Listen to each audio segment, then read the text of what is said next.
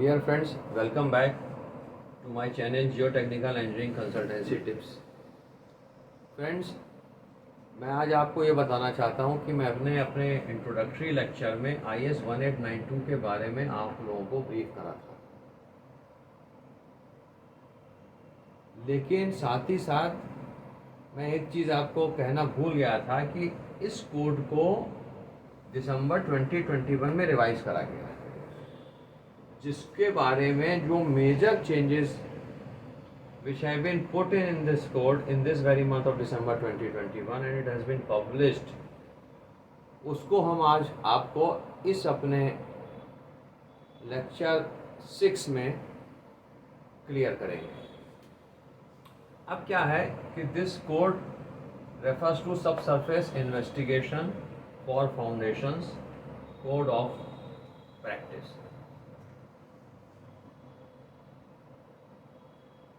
क्योंकि हमने ज़्यादातर मेजर चीज़ें बता दी थी, तो जो भी इसमें एड ऑन मेजर चेंजेस हुए हैं आज के लेक्चर में मैं केवल उनके बारे में हिंट करूंगा, और इसका मोस्ट प्रॉब्ली एक कंटिन्यूड लेक्चर और होगा, तब ये उम्मीद है कि हमें ये कोड फिनिश हो जाएगा। नाउ अब क्या है कि the main major changes suggested in this code in the year December 2021 are the code emphasizes कि अब in view of the variation in the kind of projects, क्योंकि आज की डेट में इंडिया एक डेवलपिंग इकोनॉमी से डेवलप्ड इकोनॉमी की तरफ चल रहा है, तो जो हमारे इंफ्रास्ट्रक्चर प्रोजेक्ट्स के काइंड ऑफ वैरायटी है, साइजेस हैं, वो बहुत वेरी कर रहे हैं। इस एस्पेक्ट में इस कोड को रिवाइज करा गया, तो उन्होंने कहा है कि the nature of super structure, its plan area, its extent and the strata changes which we encounter at the site, ये हमारे हर प्रोजेक्ट के लिए अलग होंगे। मानिए शुगर इंडस्ट्री है, सीमेंट इंडस्ट्री है, पेंट इंडस्ट्री है, कोई मेजर ब्रिज है, या कोई LVUP कम माइनर ब्रिज है, रोड ओवर रेलवे ब्रिज है, rail bridge over road bridge है। That is why code is emphasising कि no single approach can be fixed for deciding on the number and the depth of boreholes etc. to be done at the site. Therefore, what exactly matters is the choice and the type and the number of tests and the depth of test will be entirely based on the substrata which we encounter at the site at a given location for that very particular civil engineering structure proposed to be built at the site. And इसमें हमारी type of loading भी एक role play करेगी। अब क्या है, पहले इस कोड को केवल बिल्डिंग्स और बाउंड्री वॉल्स के लिए रेफर करते थे, लेकिन अब उसने अपने फॉरवर्ड में क्लियर कर दिया है कि ये code will be equally applicable to all industrial structures as well as all kind of infrastructure projects. That is why इन्होंने एक ये location and depth of investigation का एक एक्स्ट्रा टेबल बनाया है, जो कि हमारे पिछले कोड से थोड़ा सा भिन्न करा है, जिसमें इन्होंने सिंगल स्टोरेज स्ट्रक्चर्स के लिए कह दिया कि आप एक बोरहोल कर लें 0.4 हेक्टेयर यानी कि 4000 स्क्वायर मीटर एरिया में आप 5 बोरहोल कर लें, 1 at the centre, 4 at the corners. अगर स्ट्रक्चर की हाइट किसी मल्टी स्टोरी टावर की 50 मीटर से कम है तो कितने नंबर ऑफ बोरहोल्स करेंगे, 50 मीटर से अधिक है कितने नंबर ऑफ बोरहोल्स करेंगे, ये सब इन्होंने इसमें डिफाइन कर दिया, जो कि हम अपने नेक्स्ट लेक्चर में सब आप लोगों को क्लियरली बता देंगे। एक साथ ही साथ उन्होंने एक चीज़ कही है कि बोरिंग टेक्निक्स भी स्पेसिफाई करी है, जिसमें उन्होंने wash and mud rotary boring को एंटायरली अब ऑब्सोलीट या डिलीट कर दिया कि इस तरीके की बोरिंग से हम कोई भी सॉइल का सैंपल साइट पे नहीं कलेक्ट करेंगे। ये बात हम इसलिए बता रहे हैं कि जो भी लोग इस तरीके के प्रोजेक्ट्स को फ्यूचर में अंडरटेक करते हैं, तो इस बात का ध्यान रखें कि कोई भी इन्वेस्टिगेशन एजेंसी इन मेथड्स को बोरिंग के लिए यूज़ न करें। अब क्या है, इन्होंने अब की इसमें कई सारे बहुत सारे मैनी जियोफिजिकल टेस्ट इंक्लूड करे हैं, जिसमें ERT पहले वाले कोड में भी था, इलेक्ट्रिकल रस्टी टेस्ट, जो एक अब इन्होंने ऐड करा है सीस्मिक रिफ्लेक्शन टेस्ट, जिससे हम प्राइमरी वेव वेलोसिटी, ये पैरामीटर है, असरटेन कर सकते हैं साइट पे। डाउन होल, अप होल और cross hole sonic seismic test, cross hole seismic test, इसमें हम शीयर वेव वेलोसिटी पता करेंगे।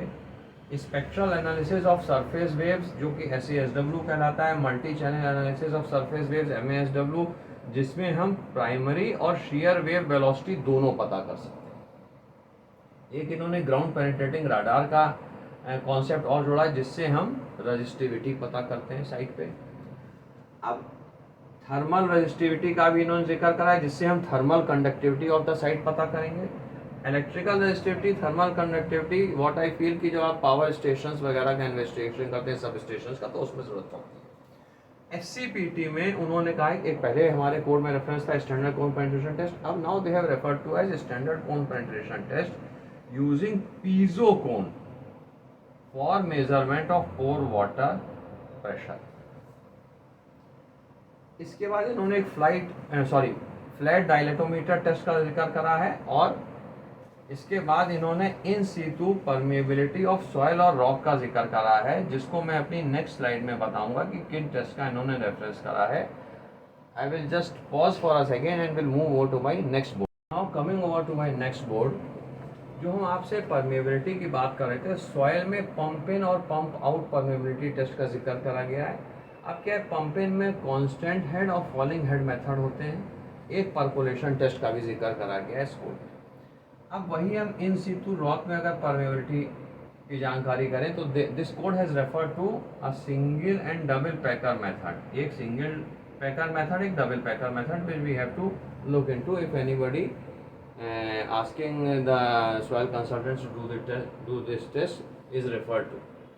एक इन्होंने एक बहुत नए टेस्ट का जिक्र करा है, जो कि है ऑप्टिकल एंड एकॉस्टिक टेलीव्यूअर मेथड। अब इसके अलावा जो एक बहुत चीज़ फोकस कोड ने करी है, वो एक ये भी करा है कि अगर हम कहीं SPT हमारी ग्रेटर देन 100 आती है, तो उन्होंने रॉक की तरह चिजलिंग का एक जिक्र करा है कि कैसे हम उसकी चिजलिंग करेंगे और कैसे हम उस बोरहोल को टर्मिनेट करेंगे। साथ ही उसमें ये भी कहा है कि हम टर्मिनेशन लेवल पे अपने बोरहोल की एक लास्ट में एक SPT और करेंगे, स्टैंडर्ड पेनिट्रेशन टेस्ट। सिमिलरली इन्होंने इस कोड में एक चीज़ और जिक्र करी है, जो कि मैंने यहाँ पॉइंट आउट करा है DCPT में।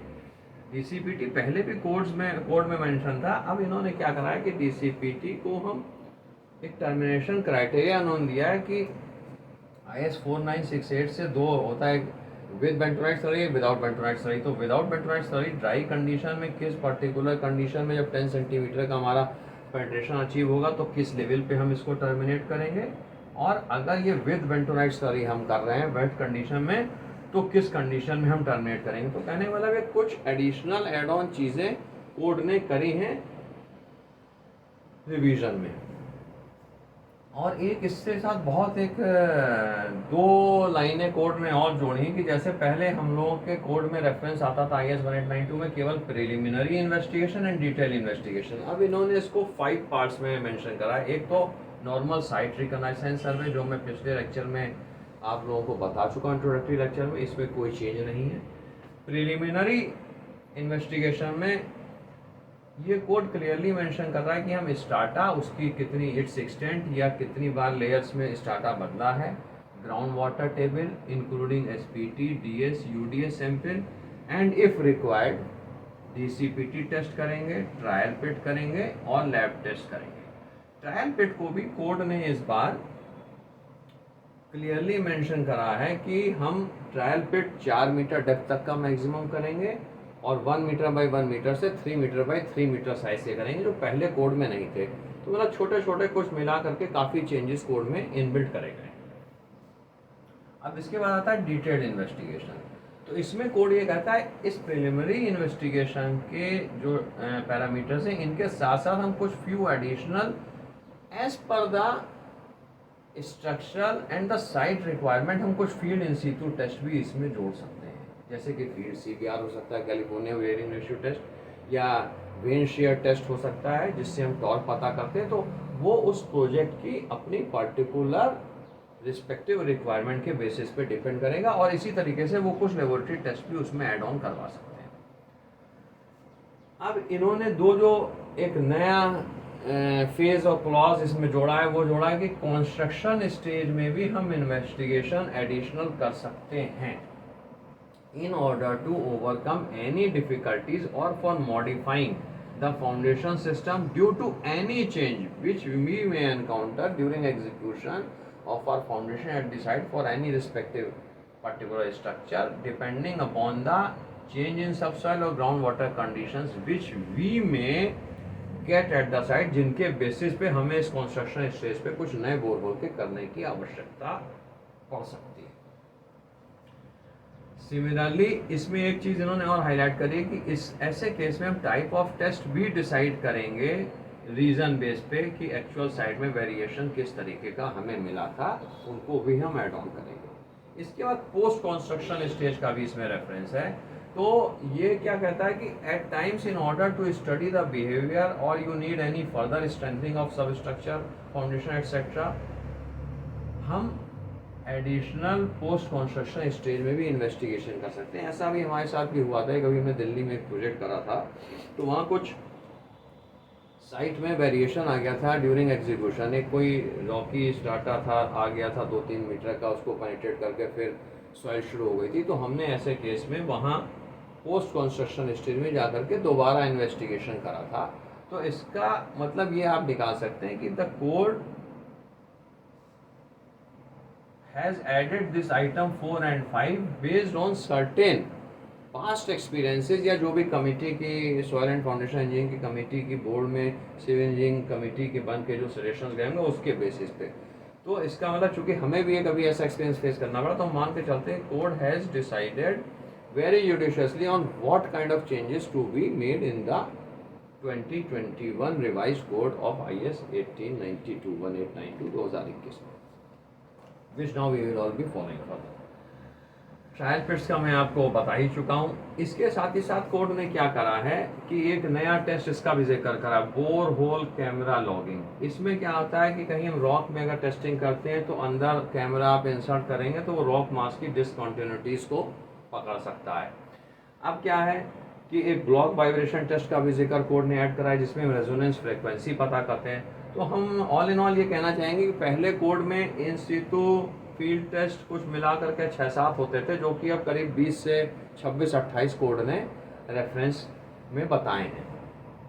एक लास्ट चीज़ और मेजर मैं इस अपने लेक्चर में बताना चाहता हूँ कि पहले रॉक कोर ड्रिलिंग का जब जिक्र आता था कोड में तो उसमें बहुत इन डेप्थ चीज़ें नहीं दी हुई थी। अब की कोड ने कि हम NX size drill bit use करेंगे, BX साइज करेंगे कि AX साइज करेंगे, डायमंड बिट यूज़ करेंगे या कौन सा मेथड ऑफ ड्रिलिंग बोरिंग का रॉक में यूज़ करेंगे, ये सब स्पेसिफाई करा है with reference to relevant codes to be followed for rock investigation. इसी के साथ ही साथ उन्होंने ये भी कहा है कि जैसे हम लोग पहले मान के चलते थे कि 1 मीटर या 1.5 मीटर का कोर रन करेंगे, रॉक कोर जब कलेक्ट करेंगे तो उसमें टोटल कोर रिकवरी हमारी आती थी, रॉक क्वालिटी डेजिग्नेशन आता था। तो अब कोड ने कह दिया हम पहले 0.75 मीटर का कोर रन करेंगे और अगर हमारी कोर रिकवरी 2 कॉन्जिक्यूटिव 0.75 मीटर के कोर रन में ग्रेटर देन 50% आएगी तब हम 1.5 मीटर का कोर ड्रिल रन करेंगे। तो in order to conclude what I wish to say is कि likewise the code has even mentioned about the likely tests to be conducted in soil जो कि previously mentioned थे and as well as rock। तो all in all जो भी इस code को बनाने वाले लोग इन्वॉल्व थे उन्होंने बहुत ही जुडिशियसली चीज़ों को डिसाइड करा है जो कि हम मान के चलते हैं कि सभी प्रोजेक्ट्स के लिए बहुत ही हेल्पफुल होगा। और मैं अपने नेक्स्ट लेक्चर में इसको कवर करूँगा और आप सब लोगों से फ्रेंड्स मैं होप करता हूँ कि आपको मेरे लेक्चर पसंद आ रहे होंगे और मैं आपसे ये कहूँगा कि आप हमारे चैनल को सब्सक्राइब करें और ज़्यादा से ज़्यादा लोगों के बीच में शेयर करें। Thank you very much. Thank you.